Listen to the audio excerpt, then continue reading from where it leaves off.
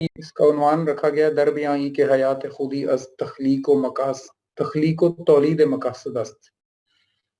इसका मतलब है कि ये बयान किया जा रहा है कि खुदी की जो हयात है, यानी खुदी किस तरह जिंदा होती है, वो जो इंसान की जिंदगी के मकसद होते हैं, पहले तो वो उनको तख्लीक करती है और फिर उनकी तौलीद यानी उनकी परवरिश करती है, उनको पालती है और बढ़ाती है।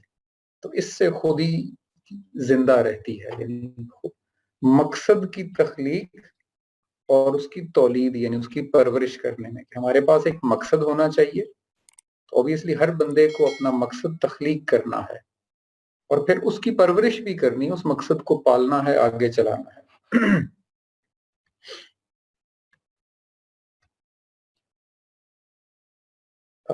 आपको भी स्लाइड्स नजर आ रही है ना क्लियर? जी जी जी सर, सर नजर। ठीक है।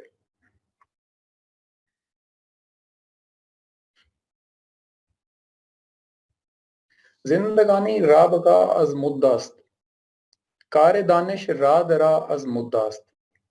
वो कह रहे हैं जिंदगानी की जो बका है ना, यानी जिंदगी किस वजह से कायम रहती है, हम क्यों जिंदा रहते हैं।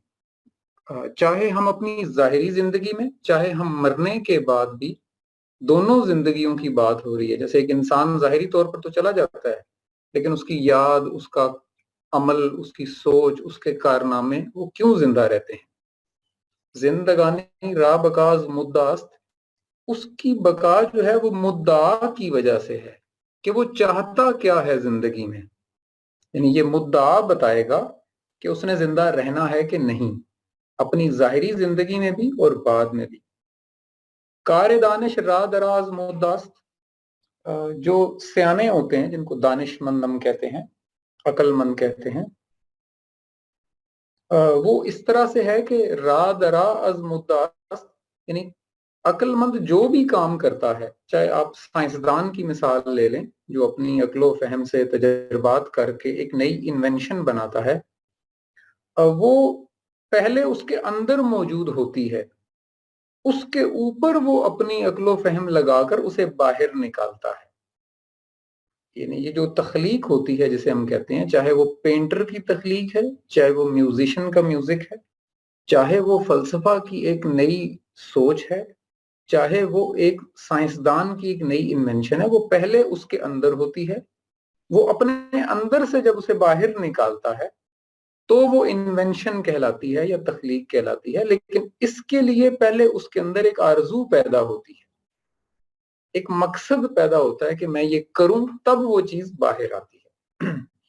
जिंदगानी दर जुस्तजू पोशीदास्त, जिंदगी एफर्ट करने के अंदर छुपी हुई है।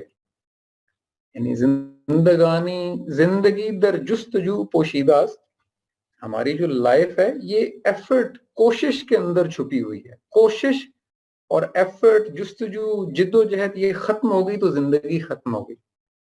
असले ऊ दर आरजू पोशीदास्त, और वो जो एफर्ट या जुस्तजू होती है वो आरजू के अंदर छुपी हुई है। यानी पहले आरजू होती है तो जुस्तजू होती है। पहले आपके दिल में ख्याल आता है कि मैं ये फलां काम करूं, तो वो फलां काम होता है। पहले एक तलब पैदा होती है, चाहे वो पानी का ग्लास ही क्यों ना पीना हो। पहले आपके अंदर एक डिमांड आती है, फिर उसके बदले में वो एक एफर्ट करता है और पानी पीता है इंसान। पहले आपके अंदर ख्याल पैदा होता है कि मैं एक मुल्क बनाऊंगा, फिर वो तहरीक चलती है जो मुल्क बनाने के लिए काम आती है। तो छोटे से छोटे अमल, यानी पानी पीने से लेकर एक पूरी रियासत कायम करने तक, इंसान का ये पूरा साइकिल आरजू से शुरू होता है और जुस्तजू पे खत्म होता है। पहले आरजू पैदा होती है और वो आरजू जुस्तजू की वजह बनती है। आरजू रा दर्द दिले खुद जिंदादार, ताना गर्दत मुश्त खाके तू मजार। वो कह रहे हैं कि आरजू से, अपने दिल को खुद से, आरजू की कोशिश से, आरजू की मौजूदगी से अपने दिल के अंदर को जिंदा रख। यानी आरजू दिलों को जिंदा रखने का बायस बनती है और इसी वजह से तुम जिंदा कहलाते हो। کیونکہ تمہارے اندر آرزویں ہیں.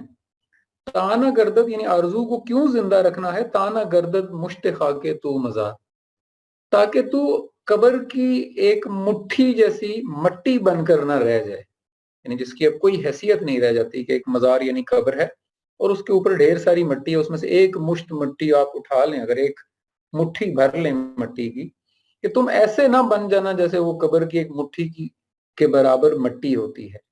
تو اگر تم قبر کی اس ایک مشت خاک یعنی مٹھی برابر مٹی نہیں بننا چاہتے تو آرزو سے اپنے دل کو زندہ رکھو.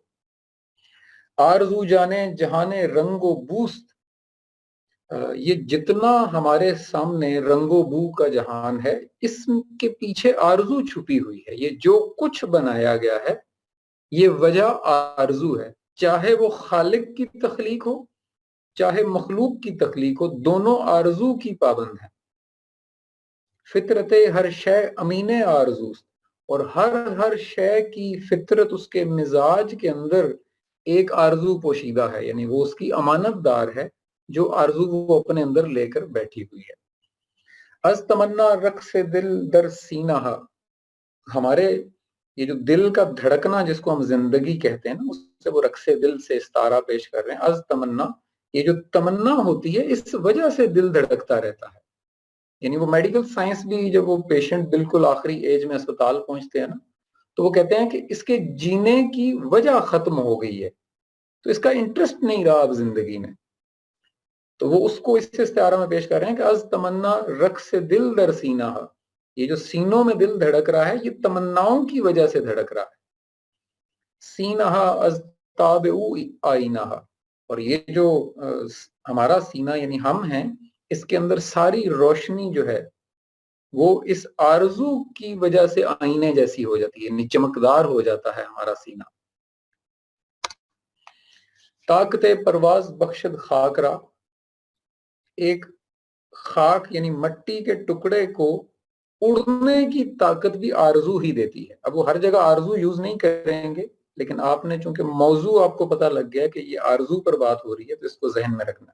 طاقت پرواز بخشد خاک را، یعنی مٹی کو اڑنے کی طاقت. دیکھیں اصولاً جیسے کہا جاتا ہے نا انسان مٹی کا بنا ہوا ہے، اب انسان ہواؤں میں اور خلاؤں میں اڑ رہا ہے. یعنی میں بار بار کہتا رہتا ہوں تاکہ آپ لوگ اس کے لفظوں میں گم نہ ہو جائیں. یہ استعارات ہیں اور استعارات اپنا ایک ایسا معنی نکالتے ہیں جو اس سے اخذ کیا جاتا ہے. تو طاقت پرواز بخشد خیر یعنی انسان اڑنے میں کیسے کامیاب ہوا؟ وہ آرزو کی وجہ سے. پہلے اس کے دل میں خیال پیدا ہوا، شاید اس نے پرندے کو دیکھا یا کسی چیز کو دیکھا تو کسی انسان نے سوچا کہ میں بھی اڑوں. وہ جو دو بردرز کی کہانی مشہور ہے اگر آپ پڑھیں کہ انہوں نے بھی بالکل پرندے کی شکل کا پہلا جہاز بنایا اور اس سے اڑنے کی کوشش کی، لیکن وہ کوشش کامیاب ہوئی ناکام ہوئی یا بعد میں اس کوشش کی وجہ سے ہم اڑنے میں کامیاب ہوئے، اس کوشش کے پیچھے، کوشش کو تو ہم پرشین میں جستجو کہیں گے، تو جیسے پیچھے ہم نے دیکھا کہ جستجو کی اصل آرزو ہوتی ہے. تو پہلے آرزو پیدا ہوئی پھر جستجو ہوئی. اور آگے وہ مثال دے رہے ہیں خضر باشد موسی ادراک را. یہ تو پھر بڑی گہری بات کر دی انہوں نے. اس کو میں وہ انشاءاللہ جب ہم لنک تو نہیں کرنا چاہیے، اچھی بات نہیں ہے، لیکن اب اگر میں وہ قرآن کا وہ قصہ شروع کر دوں گا جس کو وہ موسیٰ اور خضر کا قصہ کہا جاتا ہے تو یہ پھر ادھر ہی بات رہ جائے گی. یہ چونکہ ان قصوں میں ہم ڈسکس کریں گے، لیکن فی الحال اس کا وہ مفہوم بتا دیتا ہوں. یعنی یہ جو آرزو ہے یہ کیا کرتی ہے؟ خضر باشد موسی ادراک را، یہ عقل کے موسیٰ کو خضر جیسا بنا دیتی ہے یا اس سے پہنچا دیتی ہے یا اس سے ملوا دیتی ہے. یعنی یہ آرزو ایسی چیز ہے کہ اگر انسان کے اندر پیدا ہو جائے تو یہ عقل والے موسیٰ کو خضر کے مقام تک لے جاتی ہے. باقی اس کی ڈیٹیل آپ کو پتہ ہی ہے، وہ ہم جو قصص والی سیریز ہے اس میں کریں گے انشاءاللہ. دل سے سوزے آرزو گیرد حیات، غیر حق میرت چو غیر حق میرت چو او گیرد حیات. دل سے سوزے آرزو گیرد حیات یعنی جو ہمارے زندگی ہے، ہمارے جو دلوں کا سوز ہے، اس کی تپش سے ہی ہماری زندگی قائم ہے. یعنی دل کے اندر جو آرزویں پیدا ہوتی ہیں اس آرزو کی جو گرمائش ہے اسی سے زندگی قائم ہے. اور جب یہ زندگی قائم ہو جاتی ہے انسان کے اندر تو پھر کیا ہوتا ہے؟ وہ کہہ رہے ہیں کہ دوسرا مصرع، غیر حق میرت چو او گرد حیات، یعنی پھر غیر حق یعنی اللہ کے علاوہ جو بھی چیز ہے وہ مردہ آپ کے نزدیک بن جاتی ہے. یعنی اگر آپ کے اندر آرزو کی زندگی پیدا ہو گئی تو پھر اللہ کے علاوہ یعنی احکامات الہی کے علاوہ ہر چیز آپ کے نزدیک ایک مردہ کی حیثیت رکھتی ہے، کیونکہ اب آپ اپنے آپ کو زندہ سمجھنے لگ جاتے ہیں. چونز تخلیق تمنا باز مان، یہ تخلیق تمنا یعنی تمنا کا پیدا ہی ہونا، یعنی انسان کے دل میں آرزوؤں کا پیدا ہونا ہی اگر ختم ہو گیا، چونز تخلیق تمنا باز مان، اگر یہ ہمارے اندر تخلیق کرنے کی تمنا ہی مر گئی، یعنی وہ آرزو ہی مر جائے تو کیا ہوگا؟ شہ پرش بشکست او از پرواز مان. یہ بالکل ایسے ہے، شہ پرش یعنی جو ونگز جس کو آپ کہتے ہیں برڈز کے، وہ پر اور اس کے جو بازو کہہ لیں، وہ پھر یہ ہوتا ہے کہ جیسے وہ پر اور بازو ٹوٹ گئے اور وہ اڑنے سے بھی رہ گیا. یعنی جیسے پرندے کے اگر ونگز ٹوٹ جائیں بشکست، وہ ٹوٹ گئے یا ختم ہو گئے، تو اب اس نے کیا پرواز کرنی ہے؟ بالکل ایسے ہی ہے کہ جیسے تمنا کی تخلیق انسان کے اندر ختم ہو گئی تو اس کی سوچ کا عمل رک جائے گا. آرزو ہنگامہ آرائے خودی، یہ جو خودی کے ہنگامے ہیں یہ آرزو کی وجہ سے ہیں. یہ خودی نے جتنے انقلاب برپا کیے ہیں دنیا میں، اس کی one of the main reason آرزو ہے. موج بے تابے ز دریائے خودی، اور یہ جو خودی کا جو دریا ہے اس کی موجوں میں جو بے تابی ہے، یہ جو موجیں دائیں بائیں آ رہی ہوتی ہیں، اچھل رہی ہوتی ہیں، یہ اس آرزو کی وجہ سے ہیں، کیونکہ وہ موج اچھلنا چاہ رہی تھی، اس کے اندر یہ خواہش تھی. پھر وہ استعارات ہیں، آپ ان کا مطلب امید ہے سمجھتے ہوں گے، مجھے بار بار اس طرف جانے کی ضرورت نہیں. آرزو سید مقاصد را کمند، دفتر افعال را شیرازہ بند.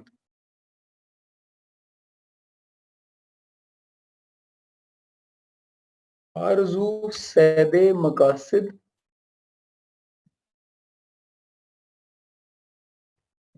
آرزو سید مقاصد را کمند، یعنی جب انسان کا دل جو ہے، یہ مجھے تھوڑی سی اس پہ غور کرنے دیں. آرزو سید مقاصد را کمند، ہاں ٹھیک ہے.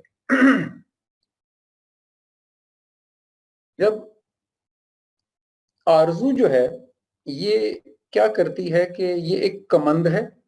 کمند آپ سمجھیں وہ جو شکاری شکار کرنے کے لیے ایک جال پھیلاتا ہے. تو آرزو جو کیا کرتی ہے کہ آرزو وہ کمند ہے جس میں مقصد کا پرندہ شکار ہو جاتا ہے. یہ بڑی کمپلیکس فلسفی ہے.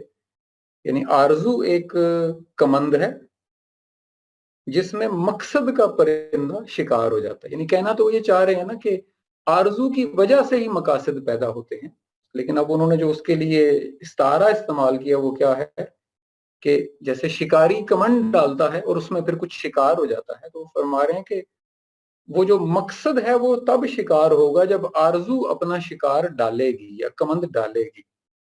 دفتر افعال را شیرازہ بند، بالکل ایسے ہی کہ انسان کے جتنے بھی اچیومنٹس ہوتی ہیں لائف میں، جتنے بھی وہ کام کر جاتا ہے، افعال یعنی جو جو فعل اس سے سرزد ہوتے ہیں، را شیرازہ بند، ان سب کی پلاننگ اور ان سب کی جو کیا کہنا چاہیے ایگزیکیوشن جس کو ہم کہتے ہیں، وہ آرزو کی وجہ سے ہو پاتی ہے.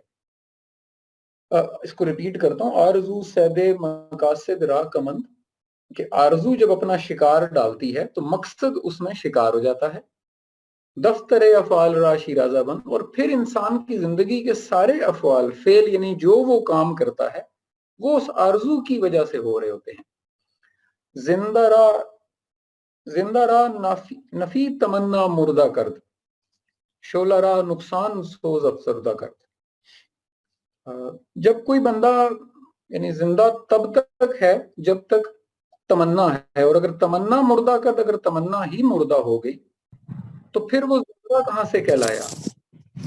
सर ये स्लाइड बिल्कुल आगे नहीं ऐसे गई है। और आप शेर अगला पढ़ रहे हैं ना। अच्छा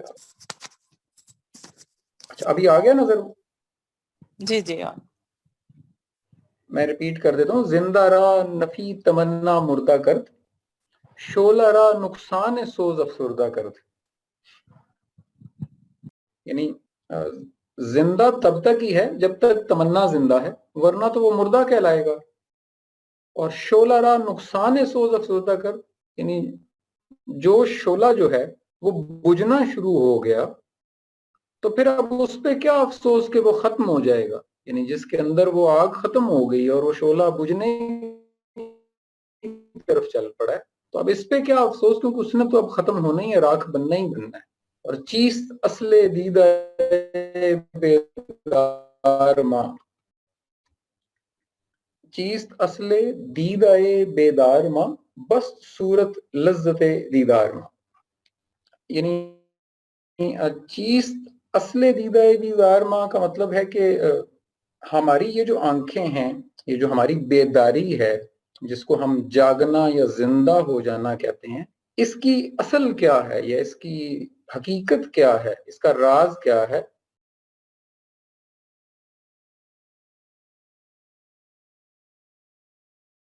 बस सूरत लज्जत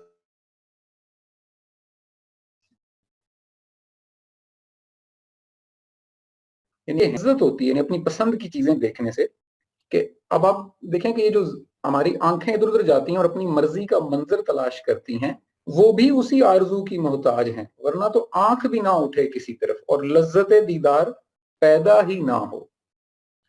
कुबक पा अज शोखिए रफ्तार याफ्त। कुबक, किसी को याद है मैंने क्या बताया था? अब मैं पूछा भी करूंगा ताकि मुझे पता चले कि कितना गौर किया जा रहा है। कुबक क्या होता है जी?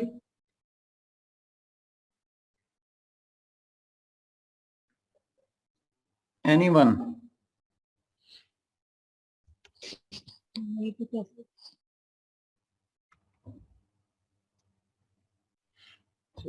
टाइम नहीं है, कोशिश करें याद रखा करें। मैंने पहले भी कहा था नोट्स बनाएं, कम से कम जो लफ्ज मैं स्पेशली बताता हूँ। वैसे तो मैं मफहूम सारा ही बता रहा हूँ, लेकिन कुछ लफ्ज मैं स्पेशली बताता हूँ ताकि वो मुझे पता है आगे 500 दफा और आने हैं इस किताब में, तो आपकी वोकेबलरी भी बन जाएगी और आपको खुद से भी समझना आसान हो जाएगा। कुबक चकोर को कहते हैं, पहले भी इसका जिक्र आया था। चकोर वही जो एक तीतर से बड़े साइज का परिंदा होता है। तो कुबक पा शोक ये रफ्तार यानी कुबक के जो पैर होते हैं वो इस वजह से वैसे हैं, यानी असल में तो खैर अल्लाह ताला ने उसको ऐसा बनाया, उसका डिजाइन ही ऐसा है, लेकिन उसके चलने का स्टाइल जो है ना, यानी वो जमीन पे बहुत तेज चलता है। यानी इतना तेज चलना जमीन पे इतने छोटे से परिंदे का बड़ा हैरान कुन होता है जब वो जमीन पे भागता है ना।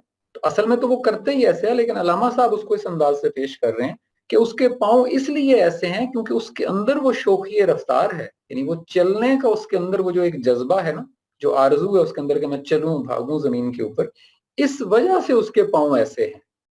और बिल्कुल ऐसे जैसे बुलबुल सही नवा मनकार याफ्त, यानी बुलबुल की जो मनकार यानी चोंच, याद रखिएगा, बुलबुल की चोंच इसलिए ऐसी है क्योंकि वो नगमा गाने का शौक रखती है ना। वैसे तो उसका डिजाइन ही ऐसा है, लेकिन अल्लामा साहब उसको उसकी यानी आइडियोलॉजी इस तरह से पेश कर रहे हैं कि बुलबुल की चोंच ऐसी है क्योंकि उसे नगमा गाने का शौक है ना, वो आरजू उसके अंदर मौजूद थी, जिस वजह से उसकी चोंच ऐसी है कि उस बुलबुल में से वही आवाज निकलती है। मैं बनूं अज नीस्ता आबाद शुद्ध, ये अब लाया ना, इसको क्या कहना चाहिए, जिसे हम कहते हैं ना क्रक्स ऑफ द स्टोरी, फिलहाल पहुंचे हैं। ने बरूं अज नीस्ता आबाद शुद्ध, नगमा अज जिंदान ऊ आजाद शुद्ध।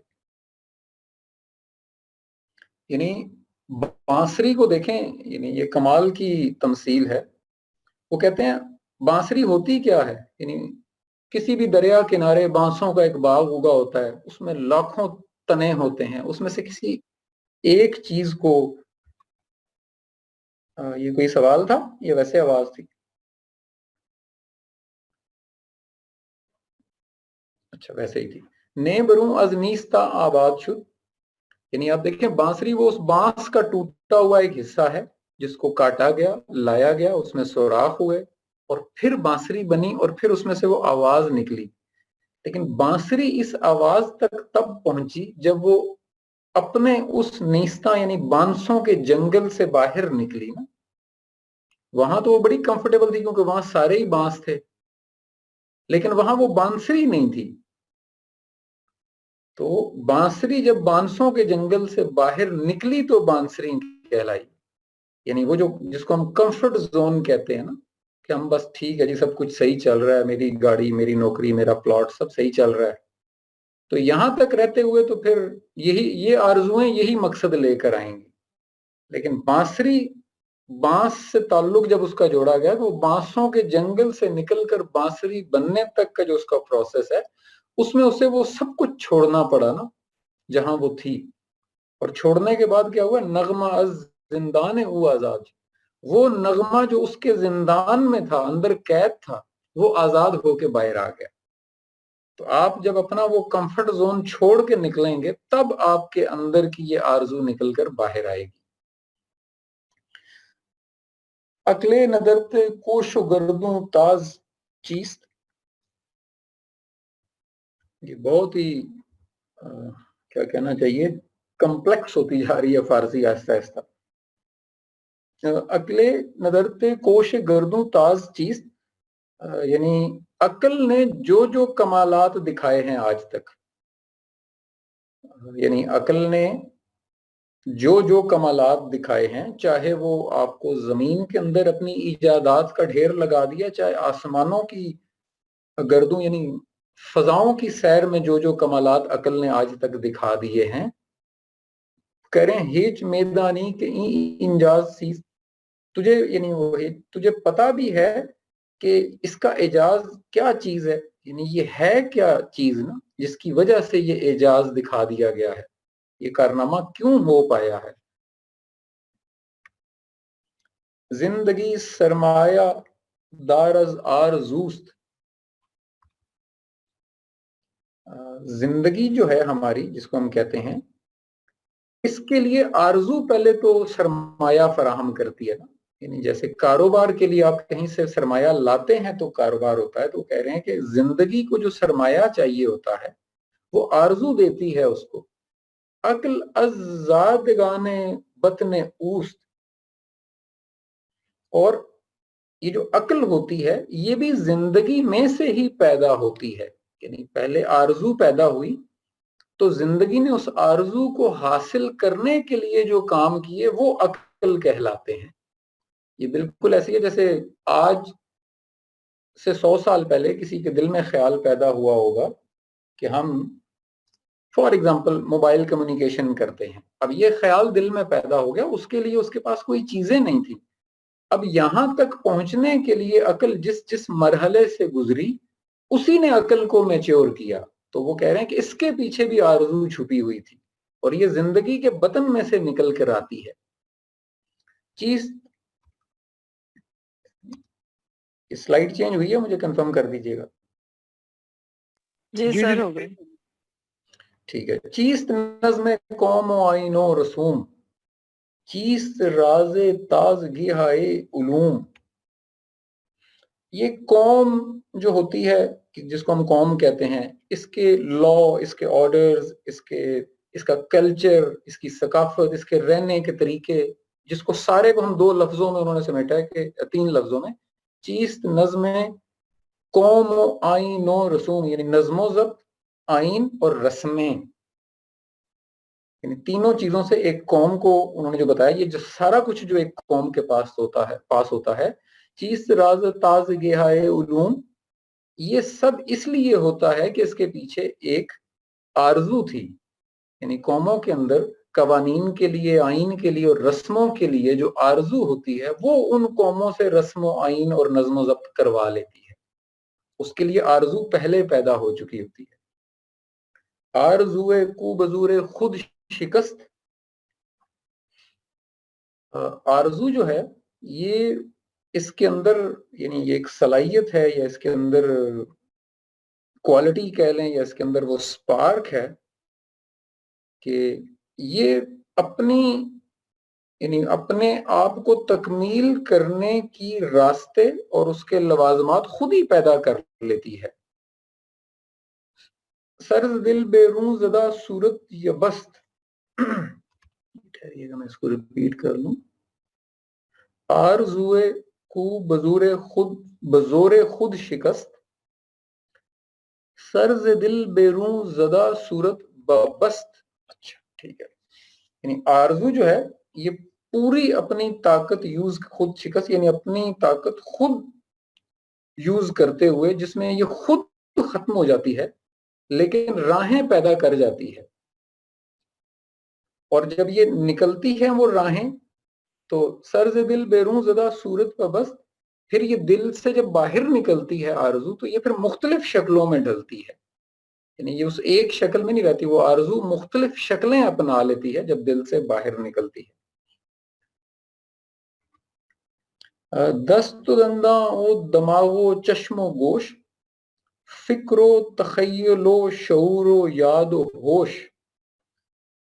یہ اس نے بات کی نا کہ دست و دنداں یعنی انسان کے ہاتھ، انسان کے دانت، دماغ و چشم و گوش یعنی انسان کا دماغ، اس کی چشم یعنی آنکھ، اور گوش یعنی جس سے وہ سنتا ہے یا سمجھتا ہے چیزوں کو. یہ ساری کیا چیزیں ہیں یعنی کہہ رہے ہیں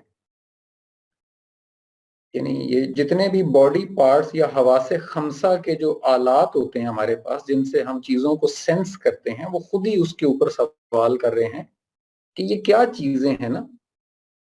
تو وہ کہہ رہے ہیں کہ فکر و تخیل و شعور و یاد ہوش کہ زندگی نے جب فکر اور تخیل پر کام کرنا شروع کیا تو یہ ساری چیزیں وہ خود ہی بنا لائی، اپنے ہتھیار وہ خود تیار کرتی ہے اس جنگ میں لڑنے کے لیے. یعنی پہلے کیا تھا؟ دست، دندان، دماغ، چشم و گوش. پھر ان سے بنا کیا؟ فکر، تخیل، شعور، یاد، ہوش. یعنی وہ جو جبلت سے ارتقاء تک کا مرحلہ ہے وہ سارا انہوں نے اس میں ایکسپلین کیا ہے. زندگی مرکب چودر جنگاہ باخت، زندگی مرکب چودر جنگاہ باخت، بہر حفظ خیش آلات ساخت.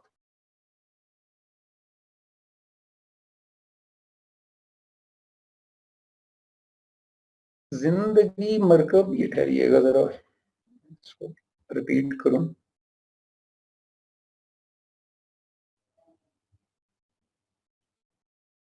زندگی مرکب چتر جنگاہ باخت، بہر حفظ خیش ای آلات ساخت. اچھا یہ اوپر والے شعر سے انہوں نے لنک کیا ہے، میں وہیں پہ تھوڑا زیادہ ایکسپلین کر گیا ہوں. وہ کہہ رہے ہیں کہ یہ جو انسان کی جبلت سے ارتقاء تک کا مرحلہ ہے جس میں فکر اور تخیل اور شعور اور ہوش یہ ساری چیزیں پیدا ہو جاتی ہیں، تو یہ بیسیکلی کس طرح ہوتی ہیں کہ زندگی مرکب چودر جنگاہ باخت یعنی زندگی نے جب اپنا گھوڑا اس جنگل میں یعنی جس کو ہم نارملی کیا کہتے ہیں شعور کا میدان کہہ لیں اس میں دوڑایا تو تب یہ ساری چیزیں وہ گھوڑا خود ہی وہاں تک پہنچنے میں کامیاب ہو گیا. این آلات ساخت، یہ سارے آلات اس نے خود ہی بنا لیے ہیں، اسے کہیں باہر سے اس کی محتاجی نہیں ہوتی. آگہی از علم فن مقصود نیست، اب یہ تھوڑا سا رنگ بدلنے لگا ہے. آگہی از علم و فن مقصود نیست، یہ علم و فن کو جاننا کوئی مقصد نہیں ہے زندگی کا. اب آپ سوچیں عام طور پہ انسان یہ سمجھتا ہے کہ علم و فن کو جاننا یعنی علم سیکھنا اور فن کو حاصل کرنا. کہہ رہے ہیں آگہی از علم و فن مقصود نیست، یہ علم و فن سے آگہی حاصل کرنا مقصد نہیں ہے. غنچہ و گل از چمن مقصود نیست، یہ غنچے اور جو گل ہیں یہ مقصد نہیں ہے کہ چمن بن جائے. یعنی چمن بنانے کا مقصد یہ نہیں ہے کہ وہاں پہ پھول ہوں اور گلشن ہو اور یہ ساری چیزیں ہیں. علم از سامان حفظ زندگی است. علم جو ہوتا ہے یہ تو زندگی کی حفاظت کے لیے بنا ہے. یعنی جتنے بھی علوم ہیں یہ بیسیکلی زندگی کو سیکیور کرتے ہیں, یہ اس کی حفاظت کا سامان پیدا کرتے ہیں. جتنے بھی علوم ہیں. علم از اسباب تقویم خودی است. اور علم جو ہے وہ خودی کی جو مضبوطی ہے اس کے لیے مواد مہیا کرتا ہے. علم خودی نہیں ہے, علم خودی کی مضبوطی کے لوازمات پرووائڈ کر رہا ہوتا ہے جس سے خودی مضبوط ہوتی ہے. یعنی علم خودی کو وہ چیزیں ڈھونڈ کے لا کر دیتا ہے جس سے خودی اپنے آپ کو مضبوط کرتی ہے. علم و فن از پیش خیزان حیات. علم اور فن تو زندگی کے آگے پیش کیے جاتے ہیں. یعنی جیسے نوکر نہیں آپ کے آگے کچھ پیش کرتا, وہ زندگی کو اور علم و فن کو ایسے کمپیئر کریں کہ علم و فن از پیش خیزان حیات. علم و فن تو زندگی کے آگے پیش ہو رہے ہوتے ہیں. علم و فن از خانہ زادان حیات. علم اور فن تو خانہ یعنی نوکر ہیں زندگی کے. یعنی زندگی مالک ہے اور علم و فن اس کے نوکر ہیں. خانہ زادان یعنی جو اس کی خدمت گزار ہوتے ہیں, یہ تو وہ ہیں. ایز راز زندگی بیگانہ خیز. زندگی کے راز سے جو بیگانے ہیں, جو سمجھے ہی نہیں ابھی تک کہ زندگی کس لیے دی گئی اور کرنا کیا ہے, وہ اٹھ جائیں. ایز راز زندگی بیگانہ خیز. زندگی کے رازوں سے بیگانہ ہو کر زندگی گزارنے والوں اٹھ جاؤ. از شراب مقصد مستانہ خیز. یہ وہ شراب ہے نا جس پہ علامہ صاحب پہ فتوے لگ گئے اور لوگ دیکھیں یہ کس از شراب مقصد مستانہ خیز. مقصد کی شراب کی مستی میں اٹھ جاؤ. یعنی تمہارا مقصد اتنا بڑا ہو کہ تم اس کی جیسے شراب مستی پیدا کرتی ہے تو تم مقصد کی شراب کی مستی میں اٹھ جاؤ. وہ مقصد تمہیں اٹھا دے, جگا کے رکھ دے, تمہیں زندہ بنا دے. ایسا مقصد پیدا کرو اپنی زندگی کا. مقصد مثل سحر تابندہ. مقصد جو ہے وہ تو صبح کی طرح تابندہ اور روشن ہونا چاہیے. جیسے صبح روشن ہوتی ہے نا, ایک اندھیرے کے بعد ایک روشنی آتی ہے تو اس روشنی کا مزہ ہی الگ ہے. مقصد مثل سحر تابندہ ہے, یعنی مقصد تو سحر کی طرح صبح کی طرح روشن ہونا چاہیے. ماں سوائے رات شے سو زندہ ہے. ماں سوائے یعنی اس مقصد کے علاوہ, جسے ہم اللہ کے بتائے ہوئے مقاصد کہتے ہیں, اس کے لیے ماں سوا کا صیغہ, یعنی اس مقصد کے علاوہ ہر چیز کو جلا کر رکھ دینے والا ہو تمہارا مقصد. مقصد از آسماں بالا ترے. تیرا مقصد جو ہے یہ آسمان سے بھی اونچا ہونا چاہیے. دل ربائے دل ستانے دل برے. دل کو بھانے والا ہونا چاہیے, دل کو پسند آنے والا ہونا چاہیے, دل کو اس سے محبت ہونی چاہیے. باطل دیرین را غارت کرے. اور جس کو اللہ تعالیٰ وہ قرآن میں کہتا ہے نا کہ جو ہم نے نازل کیا وہ حق ہے اور باقی سب باطل ہے, تو وہ اس کو لا رہے ہیں کہ باطل دیرین را, یہ پرانے جتنے باطل تھے ان کو تو تباہ کر کے رکھ دے وہ مقصد تمہارا. فتنہ در جیب سراپا محشر. وہ فتنے پیدا کرنے چاہیے اس مقصد کو, بالکل جیسے تمہاری جیب میں وہ محشر پیدا کر دے. یعنی جیسے محشر کا شور اور دبدبہ بتایا جاتا ہے وہ تمہاری جیب میں ہونا چاہیے. ایسا مقصد ہونا چاہیے زندگی کا. اور ماز تخلیق مقاصد زندہم از شعائے آرزو تابندہم. اور میں تو مقاصد کی, یعنی یہ تو اوپر ایک مقصد کا بتا رہے ہیں نا اور اپنا بتا رہے ہیں کہ ماز تخلیق مقاصد زندہم. میں تو زندہ ہی اس لیے ہوں کہ ایسے مقصد پیدا کر جاؤں. تخلیق مقاصد, ایک مقصد نہیں, ماز تخلیق مقاصد زندہم. میں تو ایسے مقاصد پیدا کرنے کے لیے زندہ ہوں. از شعائے آرزو تابندہم. اور وہ جو آرزو کی شعاع ہوتی ہے نا, روشنی ہوتی ہے, اس نے میری اس خواہش کو اور تابندہ کر دیا. وہ جہاں سے موضوع شروع کیا تھا آرزو پہ, وہیں لا کے اس کو انہوں نے اینڈ نکالا ہے. ماز تخلیق مقاصد زندہ ہے. یہ جو اوپر جس طرح کا ایک مقصد بتا رہے ہیں کہ مقصد جو ہے وہ صبح کی طرح روشن ہو اور مقصد کی مستی کی شراب ہونی چاہیے ہمارے اندر, اور اللہ کے سوا وہ ہر چیز کو جلا دینے والا ہو, وہ آسمان سے اونچا ہو, وہ دل کو بھانے والا ہو, وہ پرانے سارے باطلوں کو تباہ کر کے رکھ دے اور وہ جیب کے اندر معشر کا سامان لیے بیٹھا ہو. ماض تخلیق مقاصد زندہ ہیں, ایسے مقاصد کی تخلیق کے لیے میں زندہ ہوں. از شعائے آرزو تابندہ ہیں, اور یہ سب اس آرزو کی شعاع کی وجہ سے ہو رہا ہے. میرا یہی خیال تھا کہ وہ موضوع یہاں اینڈ ہو رہا ہے. اچھا جی, ابھی جاگ رہے ہیں تو آگے چلیں.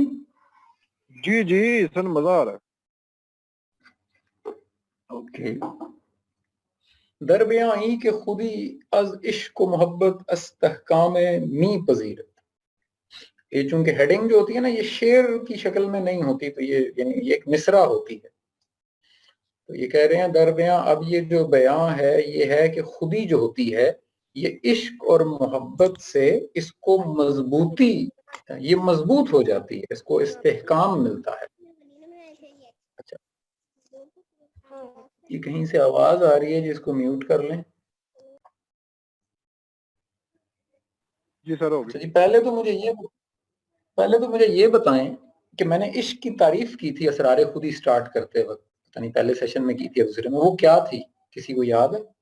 سر عشق آپ نے یہ بتایا تھا کہ کسی بھی چیز کو صحیح طریقے سے سمجھ کے اور اس پہ پھر عمل بھی کرنا اس کے اکارڈنگ. Very good.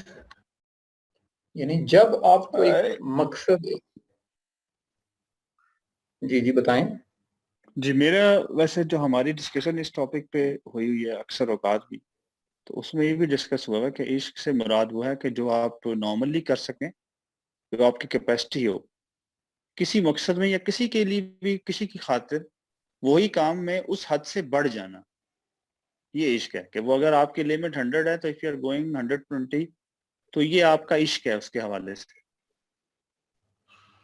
صحیح ہے جی, دونوں ٹھیک کہہ رہے ہیں. میں اس کو ذرا ایک دفعہ ریفریز کر دیتا ہوں کیونکہ یہ آگے یہ لفظ یوز ہونا ہے, پہلے بھی ہو رہا تھا لیکن اب زیادہ ہوگا یہ چونکہ موضوعی وہ آ گیا. دیکھیں علامہ صاحب جب پرشین لینگویج میں سے عشق ورڈ لے کر آئے ہیں نا, تو ہمیں اس پرشین لینگویج والے عشق کو سمجھنا ہے. ویسے تو یہ عربک ورڈ بھی رہا ہے, یعنی پرشین میں بھی یہ ورڈ عربک سے آیا ہوا ہے, عربک میں بھی یہ ورڈ ارامک لینگویج سے آیا ہوا ہے, یعنی یہ بڑا پرانا چلا آ رہا ہے. اس کو بہت ساری زبانیں اپنا لفظ کہتی ہیں, لیکن چونکہ ہم اس وقت پرشین سٹڈی کر رہے ہیں تو, اور یہ تھوڑی سی اس کو کیا کہتے ہیں ماڈرن پرشین کہا جاتا ہے نا, اس کے لیے اور بھی ٹرمینالوجی ہے وہ میرے بھی ذہن میں نہیں آ رہی. تو یہ ماڈرن پرشین کے اندر جو پرشین عشق کا لفظ ہے, یہ ابھی آپ نے پیچھے دیکھا نا, ایک سیکوینس لے کے چل رہے ہیں کہ علامہ صاحب نے پہلے خودی کے کمالات بتائے تھے شروع میں کہ وہ کیا کیا کروا لیتی ہے. یعنی وہ ایک ذرے کو آفتاب کر دیتی ہے, وہ ندی کو سمندر کر دیتی ہے, وہ صرف اس طرف اٹینشن لینے کے لیے تھا تاکہ آپ خودی پر فوکس ہوں. پھر انہوں نے اس خودی کے اجزاء بیان کرنے شروع کر دیے آگے چل کے, جس میں سے ایک ابھی ہم نے دیکھا کہ آرزو اس کا ایک موسٹ امپورٹنٹ انگریڈینٹ ہے. کہ آرزو پھر اس کو مقصد تک لے آئے, یعنی جس کو ہم جستجو اور آرزو کا جو کمبینیشن ہے وہ ایک مقصد حاصل کرنے کے لیے ہوتا ہے. تو یہ ساری سٹڈی کرنے کے بعد جب آپ مقصد حاصل کرنے کی لگن میں لگ گئے ہیں جو آپ کی اپنی علمیت کی بنیاد پر تھا, اسے عشق کہا جاتا ہے. تو چونکہ آپ نے اپنے سارے عقلی علمی حوالوں سے مان لیا ہے کہ یہ آرزو اور یہ جستجو اور میرا جو مقصد ہے, یہ میں نے ہر حوالے سے پرکھ لیا ہے کہ یہ صحیح کام ہے, مجھے یہی کرنا ہے, تو اب جو اس کے لیے ایفرٹس ہوں گی نا وہ بڑی دل سے ہو رہی ہوتی ہیں, کیونکہ آپ کنونسڈ ہوتے ہیں اندر سے کہ ہاں یہی کام ہے, this is the thing to do. اس ایفرٹ کو سمجھنے کے بعد والی ایفرٹ کو عشق کہا جاتا ہے. اور محبت کسے کہتے ہیں جی؟ Any one? یہ میں نے نہیں بتایا ہوا, ویسے پوچھ رہا ہوں.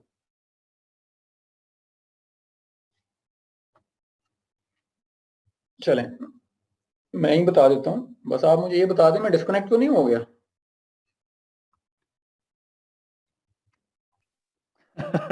نہیں, ایک دم خاموشی آ گئی ہے نا, میں نے کہا کہیں میں اکیلے ہی رہ گیا ہوں کال میں. خیر دیکھیں, محبت جو ہے یہ پیورلی عربک ورڈ ہے. یہ حب ہے بے کے مادہ سے نکلتا ہے, اور پرشین میں بھی وہیں سے آیا ہوا ہے. یہ پہلے پہلوی زبان میں گیا تھا, پھر پرشین میں آ گیا, پھر ہندی میں, اور پھر اردو میں بھی آ گیا. اور یہ اس کے علاوہ بھی دنیا کی 8-10 زبانیں ہیں جو ہم نہیں جانتے, اور وہاں پہ بھی یہ لفظ اسی سپیلنگ کے ساتھ یعنی محبت پروناؤنس کیا جاتا ہے اور یہ ان میں استعمال بھی ہوتا ہے. لیکن جی اس پہ میں آپ کو اپنی اس ایک لفظ کے اوپر میری جتنی تحقیق ہے, جو شاید 20 سالوں سے زیادہ کی ہے, میں اس کا نچوڑ آپ کو بتاتا ہوں, اور اس کو آپ نے یاد رکھنا ہے, اور یہ آپ کو قرآن کے اندر بھی, اسرار خودی کے اندر بھی, اور ہر اس کتاب کے اندر جو علمی حوالے سے لکھی گئی ہے آپ کو کام آئے گا. اور ساتھ یہ بھی ایک اللہ تعالیٰ کے شکرانے کے ساتھ آپ کو بتا رہا ہوں کہ یہ میں نے کہیں سے نہیں پڑھا جی, یہ ایفرٹ کے دوران یہ خود ہی سامنے آیا ہے. جب بھی لفظ محبت آئے نا, یعنی میں یہ فلمی اور یہ جو ہمارے پاکستان کے رائٹرز ہیں خواتین, ان کے ناولز کی بات نہیں کر رہا, یہاں تو یہ مس یوز ہوتا ہے ورڈ. جب بھی قرآن کے اندر یا کسی بڑے آدمی جس نے کوئی عقلی حوالے سے دنیا میں کوئی تبدیلی لائی ہو, یا کسی فلسفی کے اندر, اور یا پرشین کے ان شاعروں کے اندر جنہوں نے انقلاب کی طرف لوگوں کو راغب کیا, اور جب بھی یہ لفظ آئے تو آپ نے سمپل ایک لفظ از اکول ٹو کا سائن بنانا ہے, محبت از اکول ٹو پرائرٹی. یعنی اس سے بہتر لفظ میری وکیبلری کے اندر نہیں ہے محبت کے لیے. اردو میں ترجیح کہتے ہیں, لیکن ترجیح بھی, اردو ویک لینگویج ہے نا, ترجیح بھی وہ مزہ نہیں دیتی جو پرائرٹی مزہ دیتا ہے اس کے بدلے میں. چونکہ آپ سب لوگ انگلش جانتے ہیں تو آپ نے یاد رکھنا ہے, اور یہ جو عام ہم جس کو عام طور پہ محبت کہتے ہیں وہ بھی اصل میں پرائرٹی کی ایک شکل ہوتی ہے. لیکن اصل میں اس لفظ کا مطلب تھا جب ایک چیز باقی چیزوں میں سے نکل کر اوپر آ جاتی ہے, آپ کی شعور کے اندر, آپ کے عقل کے جو پروسیسز ہوتے ہیں وہ ان میں ٹاپ پروسیس بن جائے, تو اس کو پرشین کے اندر اور عربک کے اندر محبت کہا جاتا ہے. اس پہ ہم جب قرآن پہ آئیں گے تو آپ اور بھی زیادہ اس کو انجوائے کریں گے جب آپ پرائرٹی آپ کے ذہن میں رہے گا. تو آگے چلتے ہیں جی. نقطہ نورے کے نام او خودی است, وہ کہہ رہے ہیں نور کا وہ نقطہ جس کا نام خود ہی رکھا ہے میں نے. یہ علامہ صاحب خود بتا رہے ہیں کہ وہ نور کا نقطہ تھا.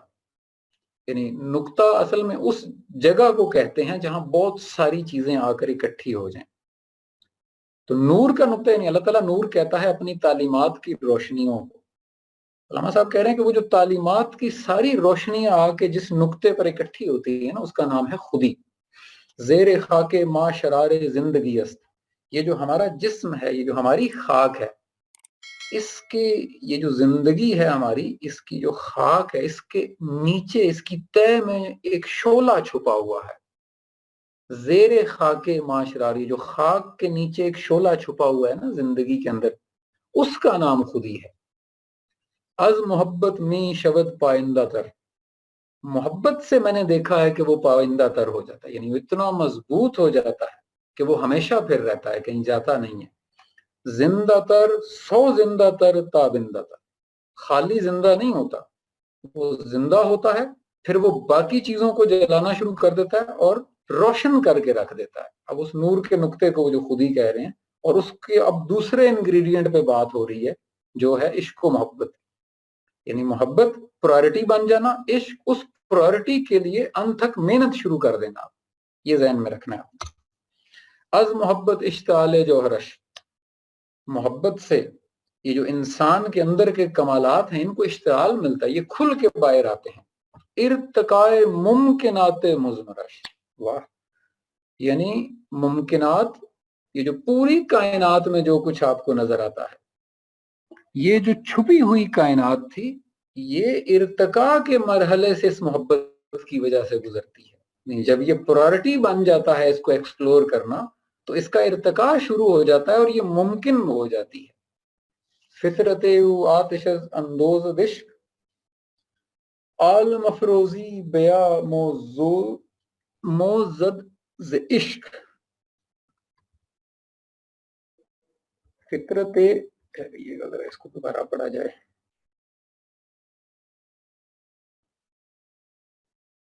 فطرت, لفظ کیا ہے جی, فطرت او آتش اندوزد ز عشق, یعنی فطرت او اس کی فطرت میں, اس کی فطرت میں خودی کی طرف چونکہ اشارہ ہے نا, یعنی فطرت او, یہ میں تھوڑا توڑ کے بناؤں گا اس کو جملہ, آپ نے پریشان نہیں ہونا کیونکہ میں پرشین ایکسپرٹ نہیں ہوں. فطرت او آتش اندوزد ز عشق فطرت او یعنی اس کی جو فطرت ہے، اس سے مراد خود ہی لیا جائے گا. اس کی جو فطرت ہے، اس کے اندر جو آگ ہے، آتش، وہ اسی عشق کی وجہ سے پیدا ہوتی ہے. یعنی اس کی فطرت، خود ہی کی فطرت میں جو آگ ہے وہ عشق کی پیدا کردہ ہے. عالم افروزی بیا موزد ز عشق، اور پورے عالم میں جو یہ روشنی پھیل جاتی ہے پھر خودی کی، اس کی یعنی یہ ہوتی ہی اس وجہ سے ہے کہ اس کے پیچھے ایک وہ عشق و لگن کا جذبہ چھپا ہوا ہوتا ہے. یہ اس کی وجہ سے عالم کو روشن کر دیتی ہے. عشق را از تیغ و خنجر باک نیست، اصل عشق از آب و باد و خاک نیست. عشق جو ہوتا ہے یہ پھر تیغ و خنجر سے نہیں ڈرنے والا، یہ پھر مقابلے سے نہیں ڈر رہا ہوتا، مخالفت سے نہیں ڈر رہا ہوتا. وجہ کیا ہے؟ اصل عشق از آب و باد و خاک نیست، کیونکہ یہ جو آپ جو حاصل کرنا چاہ رہے ہوتے ہیں عشق سے، وہ آب، باد، خاک یعنی آگ، پانی، مٹی، ہوا، وہ جو ہم جس کو میٹیریل لائف کہتے ہیں نا عام طور پہ، یہ اس کی اصل نہیں ہے. یہ اس کے لیے یہ ایفرٹس نہیں کر رہا ہوتا، اس کی ایفرٹ کبھی بھی میٹیریل نہیں ہوگی. در جہاں ہم صلح و ہم پیکار عشق، جہان کے اندر یعنی اس کائنات کے اندر صلح کے پیچھے بھی عشق چھپا ہوا ہے اور جنگ کے پیچھے بھی عشق چھپا ہوا ہے. آب حیواں تیغ جوہر دار عشق، یہ جو آب حیات ہے یعنی انسان کو جو ہمیشہ زندہ رکھ جاتا ہے، یہ بھی عشق ہے. اور تیغ جوہر دار عشق یعنی وہ جو کمال کرنے والی تلوار ہوتی ہے، اس کے پیچھے بھی عشق ہی چھپا ہوتا ہے.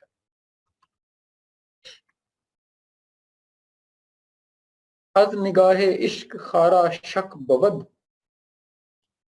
خارا یاد رکھیے گا، یہ میں ورڈز اسی لیے بتاتا رہتا ہوں کہ یہ جب بھی آئیں گے علامہ صاحب اس لفظ کو ذرا بار بار یوز کرتے ہیں. اردو پوئٹری میں بھی یوز کیا، حالانکہ یہ پرشین ورڈ تھا. خارا اسٹرانگ ترین جو پتھر ہوتا ہے نا، پہاڑ میں سے جو خود ٹوٹ کے نکلا ہوتا ہے، اور ایک خاص ٹائپ ہوتی ہے جس کو آپ عام ضرب لگانے سے بھی نہیں توڑ سکتے، یعنی مضبوط ترین پتھر کو خارا کہا جاتا ہے. از نگاہ عشق خارا شک بود، یعنی عشق جب اپنی نگاہ کہتے ہیں ساری قوتوں کو ایک جگہ اکٹھا کر لینا، ایک نقطے پر مرکوز کر لینا. عشق یعنی لگن کی جو آگ ہے، وہ جب اپنی ساری قوتوں کو ایک نقطے پر اکٹھا کرتی ہے تو خارا کو بھی توڑ کے رکھ دیتی ہے. عشق حق آخر سراپا حق بود، کیا بات ہے. یعنی جس کو حق کا عشق لگ گیا، حق جو اللہ تعالیٰ اپنے کلام کو حق کہتا ہے، انزلنا کتاب بالحق کے، یعنی عشق حق جس کو اس کی لگن لگ گئی، آخر سراپا حق بود، وہ خود ہی حق بن جائے گا. یعنی وہ چلتا پھرتا حق بن جائے گا جو اس کے حق کی لگن میں لگ گیا. اور عاشقی آموز و محبوب بے طلب، چشم نوح قلب ایوب طلب. یعنی عاشقی آموز و محبوب طلب، اگر تو عاشق ہے، اب وہ ہم سے مخاطب، اگر تو عاشق ہے اور تو محبوب ڈھونڈ رہا ہے، یعنی عاشق کو ایک محبوب چاہیے ہوتا ہے نا، یعنی جو اس کی پرائرٹی بن جائے. یعنی عاشقی تو پھر وہی جو ہم نے بھی ڈیفینیشن، وہ تو ایک لگن کا جذبہ ہے نا. تو لگن کس چیز کے لیے؟ وہ جو اس کی پرائرٹی ہوگی. تو عاشق اگر اپنی وہ پرائرٹی ڈھونڈ رہا ہے یا محبوب ڈھونڈ رہا ہے تو اس کو کیسے ڈھونڈنا ہے؟ کہتے ہیں چشم نوح قلب ایوب طلب. تو پھر تم نوح کی آنکھ ڈھونڈو، وہ حضرت نوح کی طرف اشارہ ہے. اور قلب ایوب طلب، اور ایوب کا دل ڈھونڈو، یعنی ایوب کے سوچنے سمجھنے کی صلاحیت. دل استارہ ہوتا ہے جس کو اللہ تعالیٰ بھی کہتے ہیں نا، ختم اللہ علی قلوبہم، ہم ان کی سوچنے سمجھنے کی صلاحیتوں کو ہی ناپید کر دیتے ہیں، کیونکہ انہوں نے اس سے کام لینا ہی بند کر دیا، ان کو زنگ لگ جاتا ہے. تو وہ کہہ رہے ہیں اگر تم اپنی پرائرٹی کی تلاش میں ہو تو وہ پرائرٹی نوح کی آنکھ سے نظر آئے گی اور ایوب کی عقل سے نظر آئے گی. اب یہ تھوڑا سا آپ نے غور و فکر کرنا ہے، اس شعر پہ اپنے پاس نوٹ کر لیں، کیونکہ میں اب نوح کے قصوں اور ایوب کے قصے پہ دوبارہ یہاں سے نہیں جا سکتا، ممکن نہیں ہے، میں نے اس کو آگے لے جانا ہے. کیمیا پیدا کنز مشت گلے، بو سزن بر آستان کاملے. وہ کہہ رہے مشت گلے، یہ جو تیری ایک سوال جسم کی جی جی بتائیں. یہ آپ قلب کا کیا مطلب ہے؟ سوچنے سمجھنے کی صلاحیت.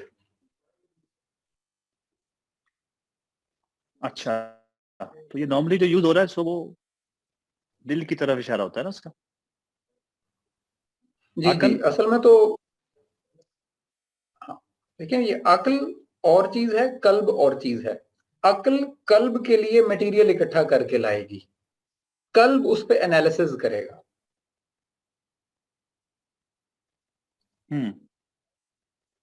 تو دیکھیں نا آپ ڈیٹا گیدرنگ کرتے ہیں نا، آج کل جو ایک کام ہوتا ہے کہ جی پورے ملک میں ذرا ڈیٹا گیدرنگ کریں. فرض کریں ہمارے ملک میں کتنے میلز ہیں کتنے فیمیلز ہیں، کتنی فیمیلز کس ایج پروفائل کی ہیں، کتنی میلز ہیں کس ایج پروفائل کے ہیں، کتنے لوگ کس طرح کے کپڑے پہنتے ہیں، کتنے لوگوں کی پاکٹ کے. اب یہ سارا ڈیٹا آپ کو عقل دیتی ہے. اب جب آپ اس پہ بیٹھ کے انالیسز کر کے ایک برانڈ لانچ کرتے ہیں نا، تو یہ انالیسز اور یہ لانچنگ جو ہے یہ اصل میں آپ کا قلب کر رہا ہوتا ہے. اس کو قلب کہا جاتا ہے عام طور پہ. وہ ہمارے ہاں اس کو دل کہہ کے وہ ایک ایسے لوتھڑے سے جوڑ دیا جاتا ہے جس کا سوچنے سمجھنے سے کوئی تعلق نہیں. اچھا جی ہو گیا جی، ہم کلیئر، آگے چلیں. ٹھیک ہے چلیں. اچھا جی کیمیا پیدا کنز مشتے گلے، اپنی یہ جو تمہارے جسم کی جو مٹی ہے اس کو کیمیا بنا دو. کیمیا یعنی جو دوسری چیزوں کی حالت بدل سکتی ہو. بو سزن بر آستان کاملے، اور کسی کامل استاد کے آستان پہ جا کے بوسہ دو. اب یہ پھر وہی بات ہے، لفظی مطلب لیں گے تو اس کا مطلب ہے کہ جناب وہ کسی پی ایچ ڈی کیمسٹری کے گھر کی دیوار کو جا کے چومنا شروع کر دیں تو اس سے کیمسٹری آ جائے گی. ایسا ہرگز نہیں ہوگا. بوسہ زن استعارہ ہے، یعنی آپ کسی چیز کو کب چومتے ہیں؟ جب اس پہ پیار آنے کی یا اس کی طرف اٹریکشن کی انتہا ہو جاتی ہے. اور آستانے کاملے، پہلے تو وہ کامل ہو، تو جب اس کی اٹریکشن آپ کو اتنی ہو جائے آپ اس سے ٹائم لیتے ہیں. لوگ ٹائم نہیں دیں گے آپ کو، لوگ آپ کو پرائورٹی نہیں دے پا رہے ہوں گے. کوئی بھی کسی بھی فیلڈ کا ایکسپرٹ ہے وہ اتنا زیادہ انگیج ہوگا اپنے اس پروفیشن میں کہ وہ آپ کو وقت نہیں دے پائے گا. تو آپ نے اس سے ٹائم لینا ہے نا. ہمارے یہاں تو زیادہ یہ کہ وہ تو جی مصروف ہی بہت ہے ٹائم نہیں دیتا. تو بھائی اس کو اللہ تعالیٰ نے کسی ایک ایسی ڈیوٹی میں لگا دیا ہے جہاں وہ مصروفیت انڈرسٹوڈ ہے. مجھے خود، حالانکہ میں تو بہت ہی کام سا چھوٹا سا بندہ ہوں، لیکن ٹائم کا تو مسئلہ رہتا ہی ہے. مجھے بہت لوگ کہتے ہیں تو میں ان سے کہتا ہوں کہ سر اس طرح سے تو ٹائم نہیں ہے کہ میں 1 to 1 الگ سے بیٹھ کے ٹائم. ہاں میں جب سب کے سامنے حاضر ہوتا ہوں تو میں اس وقت سب کے لیے حاضر ہوتا ہوں، جو مرضی آپ پوچھ سکتے ہیں. تو جو لوگ تو میرے سے کئی گنا زیادہ کام کر چکے ہوئے ہیں، پھر ان کی مصروفیت، ان کی پرائورٹیز بالکل ڈیفرنٹ ہوں گی. تو ہمارے یہاں نارملی لوگ ان کے پاس جاتے ہیں. مجھے یاد ہے واقعہ ایک یاد آ گیا، ایک دفعہ ہم بہت ینگ ایج کی بات ہے، اس وقت ہمیں یہ اشفاق احمد صاحب بھی بڑے انٹلیکچوئل لگا کرتے تھے، تو ان کے گھر گئے ملنے کے لیے تو وہ ہمیں ملے ہی نہیں. وہ بانو قدسیہ ملی اور انہوں نے کہا کہ جناب وہ نہیں ملنا چاہ رہے. ہم واپس آ گئے اور اس کے بعد ہم زندگی بھر دوبارہ نہیں گئے. آپ تھوڑی دیر کے لیے سوچیں کہ یہ ہمارا مزاج اس طرح کا ہوتا ہے نا. یہ میرا بھی وہ نوجوانی بچپنا کہہ لیں، سب لوگوں کے. ہم چاہتے ہیں کہ ہم جائیں تو اگلے ہی چائے پلائیں ہمیں، جیسے وہ ٹی وی پہ نظر آتے ہیں نا ویسے ہی ہمیں آؤٹ لائف پہ بھی نظر آئیں، ہمارے کندھے پہ ہاتھ رکھیں پہ. وہ شاید کبھی کر بھی دے، لیکن ایسا عام طور پہ اس بندے کے لیے بھی ممکن نہیں ہوتا شاید. تو خیر، تو یہ وہ کہہ یہ رہے ہیں کہ اگر تمہیں کامل ٹیچر مل جاتا ہے جو تمہیں باقاعدہ یہ چیزیں، اور تم اس کی طرف اٹریکٹ ہوگے تو تم کیا کر لو گے؟ تم اپنے اس جسم کی مٹی کو کیمیا میں کنورٹ کر سکتے، یعنی اب تم ایسے بن جاؤ گے جس سے دوسرے مستفید ہو سکیں گے.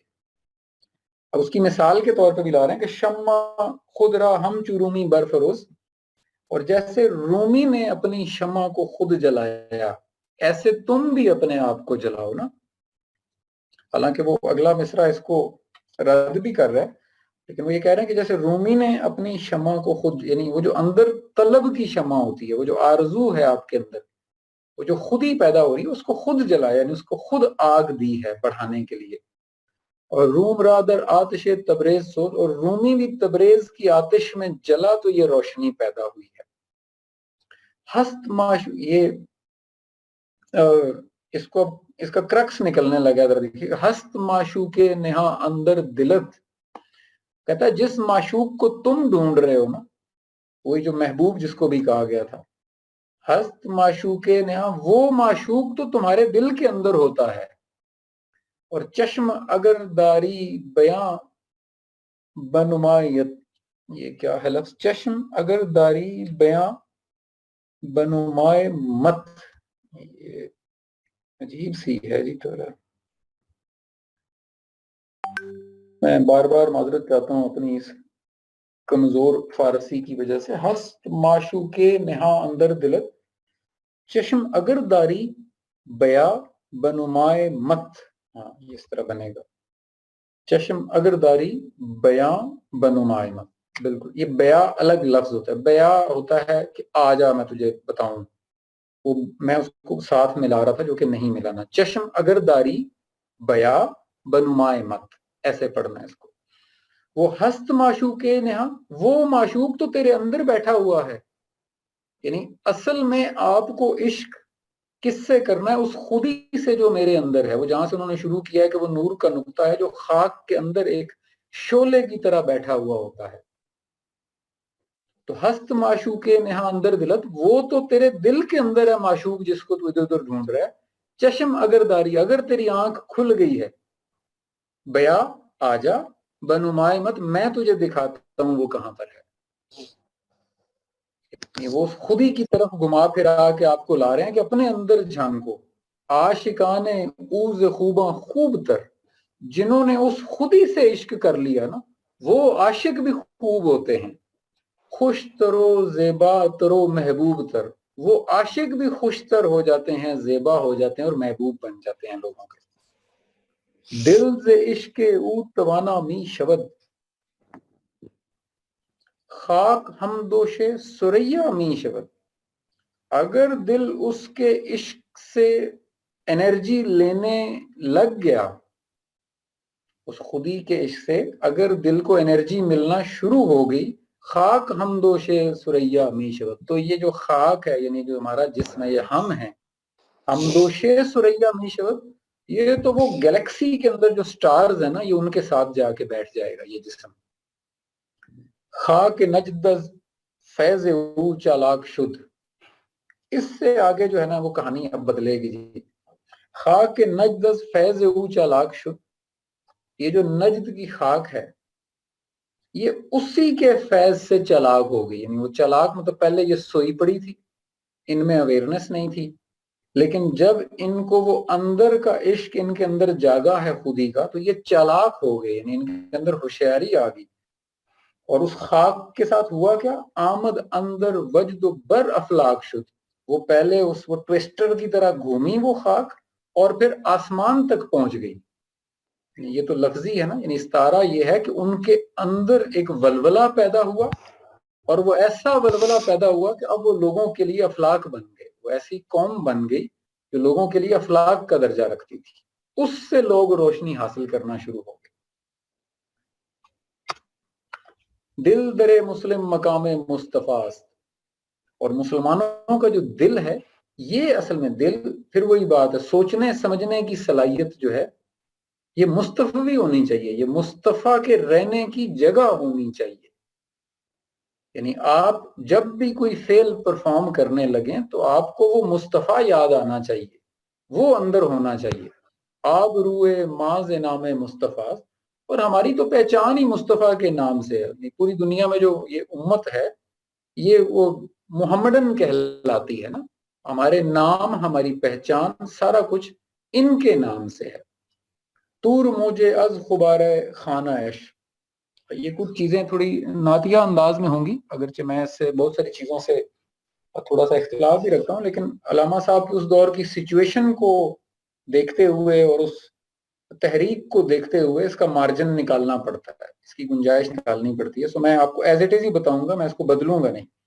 تور موجے از غبار خانہ عیش، یعنی وہ تور جہاں اللہ کے نور کی روشنی پڑتی ہے، وہ تو ان کے گھر کی مٹی ہے. وہ مٹی بھی نہیں جو گھر سے ڈسٹ باہر پھینکی جاتی ہے نا، وہ ہے. کعبہ را بیت الحرم کا شانہ عیش، ان کا جو گھر ہے وہ تو کعبے کا بیت الحرم ہے. یعنی کعبہ ہدایت کا باعث نہیں بنتا، کعبہ سے ہدایت، کعبے کو بھی ہدایت ادھر کا شانے سے ملی ہوئی ہے. کم طرز آنے زاد و کاتش ابد، کم طرز آ نیز او کاتش ابد، کاسب افزائش از ذاتش ابد. وہ یہ کہہ رہے ہیں کہ ان کا بہت تھوڑا سا وقت بھی، یعنی اب وہ نبی کی طرف اشارہ ہے کہ انہوں نے جو بہت تھوڑا سا وقت بھی جو اگر ان کا لیا جائے تو وہ باقی زمانوں کے ابد کے زمانے سے بھی بڑا ہے. یعنی ان کے وقت کو اور باقی کائنات کے وقت کو کمپیرزن میں پیش کر رہے ہیں کہ ان کا تھوڑا سا وقت بھی باقی کائنات کے ابد کے زمانے سے بڑا ہے. بالکل ایسے کہ جیسے انہوں نے تھوڑے سے وقت میں جو ایفرٹ اور کارنامہ کر کے دکھا دیا وہ شاید ادروائز کرنا بہت مشکل ہے یا ہوتا نہیں نظر آتا. اور بوریا ممنون خواب راہتش، تاج کسرے زیر پائے امتش. جس یعنی بوریا یعنی وہ عام سے بستر کے اوپر اس شخصیت نے زندگی گزاری اور وہ ڈریم، وہ ویژن دیکھا، وہ اس کا اثر کیا ہوا کہ تاجر کسرے زیر پائے امتش کی اس شخص کی امت کے پیروں میں بادشاہوں کے تخت آ گئے تھے. یعنی خود بوری پر بیٹھنے والے نے وہ آئیڈیالوجی پیش کی کہ اس کے ماننے والوں کے قدموں میں پھر بادشاہوں نے تاج رکھ دیے. یعنی ہم نے بہت ساری بادشاہتوں کو فتح کر لیا، لیکن اس کا روٹ کاز کیا تھا؟ وہ بوری پر بیٹھنے والے کا ایک ڈریم تھا، اس کی آئیڈیالوجی تھی.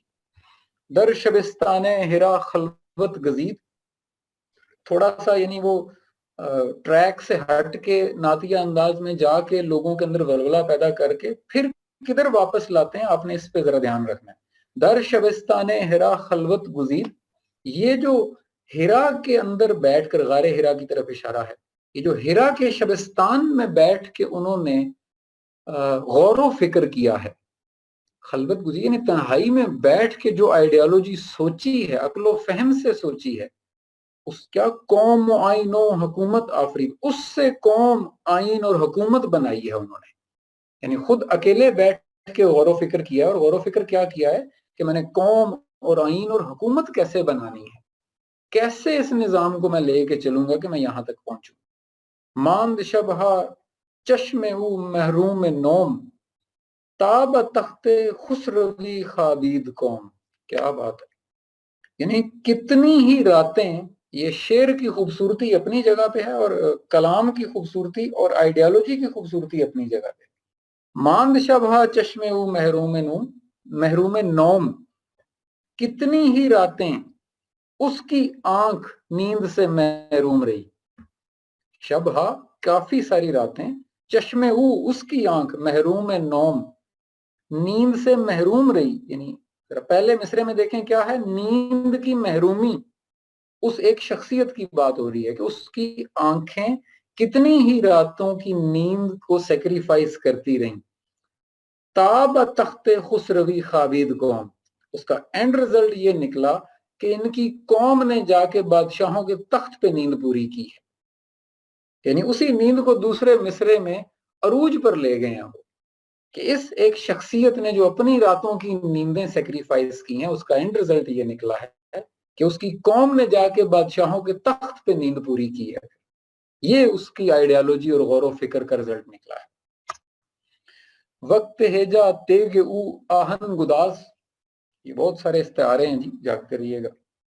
وقت ہیجا تیگ او آہن گداز، دیدہ او اشک بارو اندر نماز. یعنی جب مشکل وقت آتا تھا، یعنی قوم پہ یا اس کے ساتھیوں پہ یا اس علاقے پہ جب بھی مشکل وقت آیا ہے تو اس کی تلوار تو لوہے کو چیر کے رکھ دینے والی تھی. یہ جو ہمارے یہاں آئیڈیالوجی ہے نا کہ نبی تو کھڑے ہو کے انسٹرکشن دیتے تھے اور ان کے جانثار لڑتے تھے، اور ہم نے اپنی مرضی کے جان نثاروں کے قصے بیان کیے ہیں. علامہ صاحب کہہ رہے ہیں وقت ہیجا، مشکل وقت میں اس کی تلوار، تیغ او، اس کی تلوار لوہے تک کو چیر کے رکھ دیتی تھی. یعنی اس طرح وہ ہوتا تھا شخص. اور دیدہ او اشک بار اندر نماز، اور دوسری طرف کیا حالت تھی کہ نماز کا استعارہ یعنی اللہ تعالیٰ کی اسائنڈ کردہ ڈیوٹیز کو وہ بہت دیدہ او یعنی بڑے نرم اور سافٹ ہارٹ کے ساتھ نبھاتا تھا، یہ نہیں کہ سختی کے ساتھ، یعنی قوم پہ مشکل وقت آیا تو اس کی تلوار لوہے تک کو چیر دیتی تھی، ادروائز باقی ساری کاموں میں ایک نرم دل اور اشک بار انسان واقع ہوا۔ در دعائے نصرت آمی تیغ او کاتا نسل سلاتی تیغ او، کیا بات ہے جی۔ درد یعنی آپ کیا ہوتا ہے، آپ دیکھیں آپ دعا کرتے ہیں، پھر آپ ایک بڑی اسپیشل دعا کرتے ہیں، پھر آپ پورے کہتے ہیں کہ آج جناب پوری قوم مل کے دعا کرے، یا آج یہ پورا اجتماع مل کے دعا کرے، حاضرین مل کے دعا کریں، اور سب سے جو امپورٹنٹ آدمی ہوتا ہے نا اس دعا میں، وہ جب آمین کہتا ہے نا تو وہ یعنی اس کی ایک ویلیو ہوتی ہے نا، وہ آخری آمین ہوتی ہے جس پہ لوگوں کو بھی یقین ہوتا ہے کہ ہاں اب اللہ تعالیٰ یہ سنے گا۔ لیکن علامہ صاحب کیا کہہ رہے ہیں، در دعائے نصرت، یعنی جو فتح کے لیے دعا کی تھی نا میرے نبی نے یا اس کی قوم نے، وہ کیا تھی، تیغے وہ اس کی تلوار، وہ آمین تھی، یعنی یہ باتوں سے بیٹھ کے دعائیں کرنے والے لوگ نہیں تھے۔ در دعائے نصرت آمین تیغ او، اس کی تلوار وہ آمین کا کام کرتی ہوتی تھی، یعنی آمین دعا کو قبولیت دیتی ہے نا، تو اس نے ایفرٹ کے ذریعے جا کر اچیو کیے ہیں اپنے کام، بیٹھ کے دعائیں نہیں کرتا رہا۔ کاتے نسل سلاتی تیغ او، اور اس نے ان سلاطین کے پیدا کر دی جو نسلی کا نظام تھا اس کو چیر کے رکھ دیا کہ جی اس کا بیٹا ہوگا، پھر اس کا بیٹا ہوگا، اور جو ان کا بنایا ہوا نظام ہے وہی چلتا رہے گا۔ نہیں، کاتے، اس کی تلوار نے اس کو قطع کر کے رکھ دیا، منقطع کر دیا۔ در جہاں آئین نو آغاز کرد، اس نے دنیا کو ایک نیا قانون پیش کیا۔ مسند اقوام میں پیشی در نورد، اور پچھلی قوموں کی جو مسندیں تھیں، چاہے وہ مذہبی پیشوائیت کی تھیں یا روحانی نظام کی تھیں، اس کو تو اٹھا کے اس نے سائیڈ پہ پھینک دیا اس قانون نے۔ از کلید دین درے دنیا کشاد، از کلید دین، کلید چابی کو بھی کہتے ہیں، از کلید دین، اس نے دین کی، اس نے وہ لائف سٹائل پیش کیا، یعنی چابی جس سے اس نے دنیا کو کھول کے رکھ دیا، دنیا کے سارے مسائل کو کھول کے رکھ دیا۔ ہم چو بتنے کم گیتی نزاد، اور یہ سارا کچھ کہنے کے بعد وہ کہہ رہے ہیں مجھے تو زمین پہ زمین کا ایسا کوئی اور فرزند نظر نہیں آتا کہ زمین نے کوئی ایسا بیٹا جنا ہو اور وہ مجھے نظر نہیں آتا۔ در نگاہ او یکے بالا و پست، اس کی نظر میں بڑے اور چھوٹے سب ایک جیسے تھے۔ با غلام خیش بری خان نشست، وہ اپنے غلام ترین آدمی کے ساتھ ہی ایک ہی دسترخوان پہ بیٹھ کے کھاتا تھا۔ در مسافے پیش آ گردوں سریر، دخترے سردار تے آمد اسیر۔ اب ذرا ایک واقعہ کی طرف لا رہے ہیں، اور آنورڈز میرا خیال ہے، مجھے یاد پڑتا ہے کہ زیادہ تر علامہ صاحب واقعات ہی سنائیں گے آپ کو۔ یہاں سے شروع کرتے ہیں۔ در مسافے پیش آ گردوں سریر، جب اس کے سامنے ایک جنگ کے بعد قیدیوں کو پیش کیا گیا، دخترے سردار تے آمد اسیر، تو تے جو ایک قبیلہ تھا نا، اس کے سردار کی بیٹی بھی اسیر، یعنی کیا کہتے ہیں ان کو، قیدی بنا کر لائی گئی، یعنی اس کے سامنے پیش کی گئی۔ تے وہی حاتم تائی کا قبیلہ، اس کو تے قبیلہ کہا جاتا تھا۔ یہ عرب کے نواح میں بھی، اور ایکچولی یہ زیادہ تر یمن کے علاقے میں پائے جاتے تھے یہ لوگ، اور حاتم تائی مشہور شخصیت ہے۔ اور پھر اس کا بیٹا عدی بن حاتم جو صحابی بھی بنا، رسول اللہ کے ساتھ اس کا ساتھ رہا ہے، تو اس کے پیرنٹ قبیلے کی بات ہو رہی ہے۔ دخترے سردار تے، کہ تے کے قبیلے کا جو سردار تھا اس کی بیٹی کو جب قیدی بنا کر لایا گیا ان کے سامنے، پائے در زنجیر و ہم بے پردہ بود، اس کے پیروں میں زنجیر تھی اور اس کے سر پہ چادر بھی نہیں تھی۔ اور ویسے تو میں حیران ہوتا ہوں کہ اگر یہ واقعہ ہم نے لکھا ہے تاریخوں میں تو یہ کون لے کر آیا تھا میرے نبی کے پاس اس بیٹی کو؟ ذرا غور کریے گا اس کے اوپر، امیجن کریں کہ ہم ان لوگوں کے بارے میں پھر کیا لکھ رہے ہیں کہ وہ کیسے ٹریٹ کرتے تھے عورتوں کو۔ پائے در زنجیر و ہم بے پردہ بود، اس بچی کے پیروں میں زنجیریں تھیں اور سر پہ پردہ تک نہیں تھا۔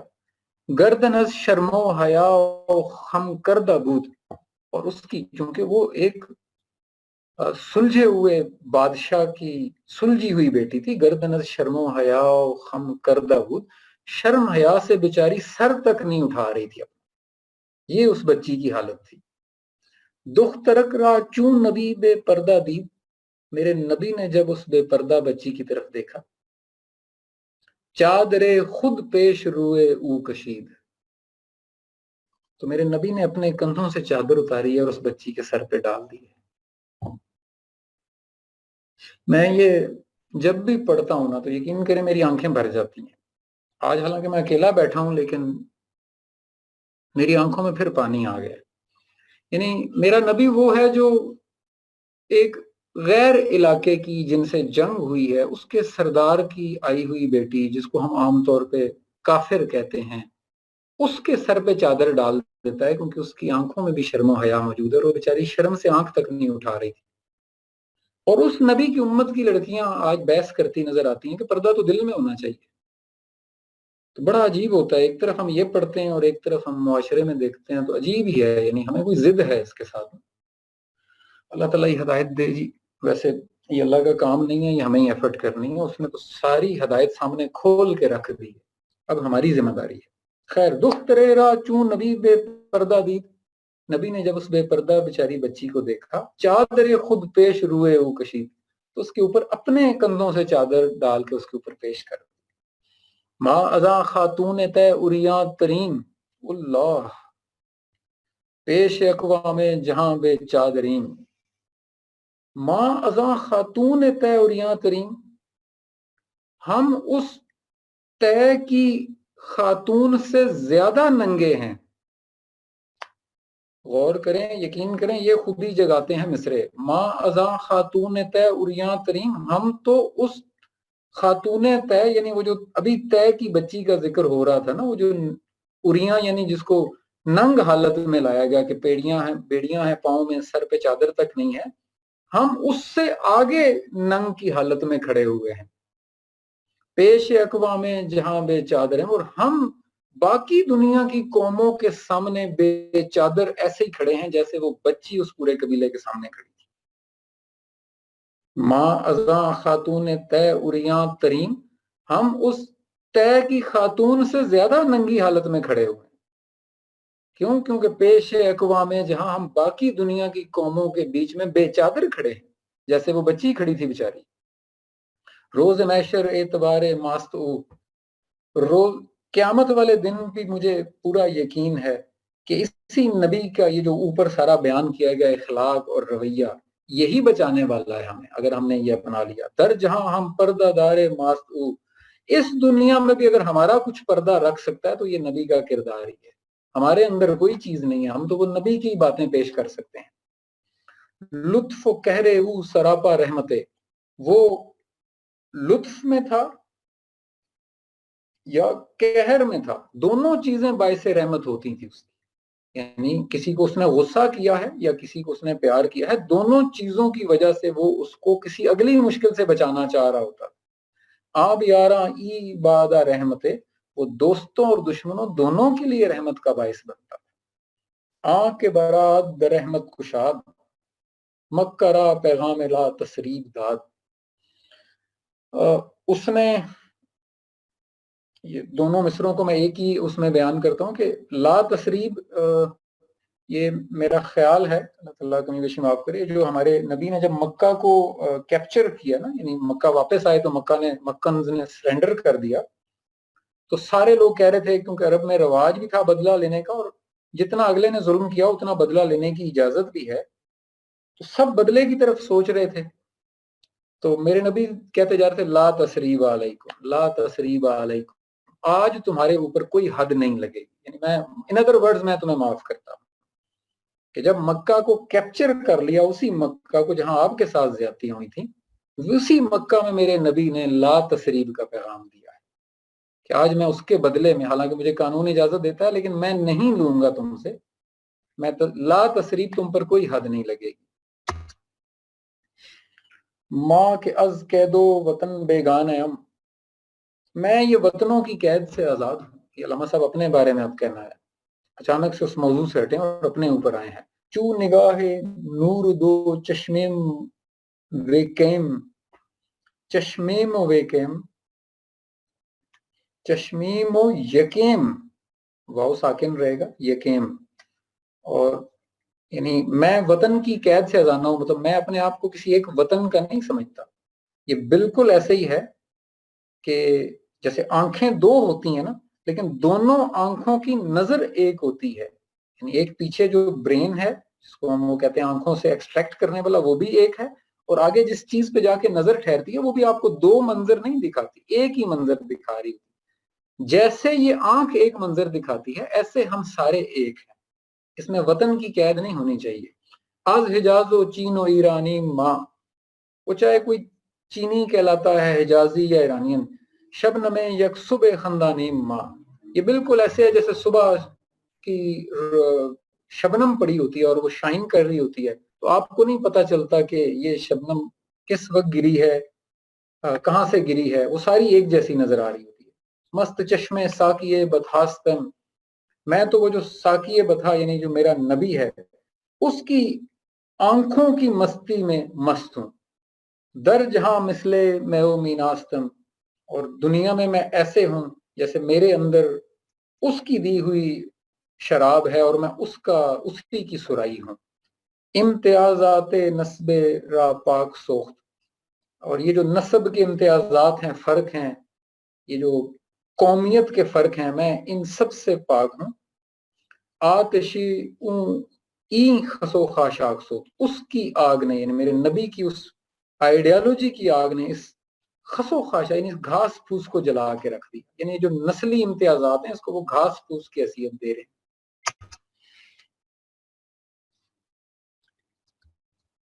चलिए ये मौजू भी काफी रहता है, तो मेरा ख्याल है कि हम यहाँ तक रुकते हैं आज, और बाकी इसको कुछ दिन बाद कंटिन्यू करते हैं। एनी क्विक क्वेश्चन, वरना इसको बंद किया जाए, टाइम काफी हो गया। सर जो आपने एक आरजू वाला स्टार्ट किया था जहाँ से, तो एक बंदा जब आरजू करता है फिर जस्तजू करता है उसके लिए मेहनत करता है, तो इस सब में दुआ का कोई अमल दखल होता है?